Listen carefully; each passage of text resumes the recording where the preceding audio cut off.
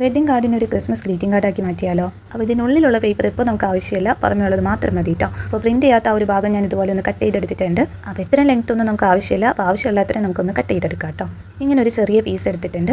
ഇനിയിപ്പോൾ ബ്ലാക്ക് കളറിലെ marker pen വെച്ചിട്ട് ഒരു ചെറിയ പിക്ചർ കൂടി വരച്ച് കൊടുക്കുകയാണ്.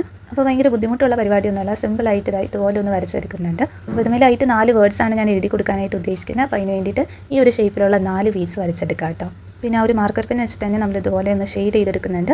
അപ്പോൾ നമ്മുടെ വേർഡ്സ് എഴുതി കൊടുക്കാത്ത ഭാഗമുണ്ടല്ലോ, അവിടെ ആയിട്ടാണ് ഷെയ്ഡ് ചെയ്ത് കൊടുത്തിട്ടുള്ളത്. പിന്നെ എഴുതുന്നതെന്ന് വെച്ചാൽ merry every day happy always, ഈ ഒരു കോട്ടാണ്. അപ്പോൾ നമുക്ക് എന്ത് വിഷയമാണ് കൊടുക്കാനായിട്ടുള്ളത് അത് എഴുതാം, അല്ലാന്നുണ്ടെങ്കിൽ ഇതുപോലെ ചെറിയൊരു വേർഡിൽ ഒതുക്കുക കേട്ടോ. മുകളിൽ ഒരു കുഞ്ഞ് സ്റ്റാർ വരച്ചു കൊടുത്തു. പിന്നെ 4 സൈഡിലും നമ്മളൊന്ന് ബോർഡർ വരച്ചെടുക്കുന്നുണ്ട്. അപ്പോൾ ഞാൻ ഭയങ്കര കളർഫുൾ ആയിട്ടുള്ള കാര്യമൊന്നല്ല ഉദ്ദേശിച്ചത്, സിമ്പിളായിട്ട് ചെയ്യാനായിട്ടായിരുന്നു കേട്ടോ. അതുകൊണ്ടാണ് പ്രത്യേകിച്ച് കളറൊന്നും യൂസ് ചെയ്യാതെ. പിന്നെ പേപ്പർ വെച്ചിട്ടുള്ള ഒരു എൻവലപ്പ് ചെയ്തിട്ട് അതിനുള്ളിലേക്ക് ആയിട്ട് ഇതൊന്ന് ഇട്ട് കൊടുക്കുന്നുണ്ട്. അപ്പോൾ അത്രയുള്ള ക്യൂട്ടായിട്ടുള്ള ഒരു ക്രിസ്മസ് ഗ്രീറ്റിംഗ് കാർഡ് റെഡി ആയിട്ടുണ്ട്. ഇഷ്ടമായില്ലെന്നത് കമൻറ്റ് ചെയ്ത് പറയാം കേട്ടോ. Thank you for watching.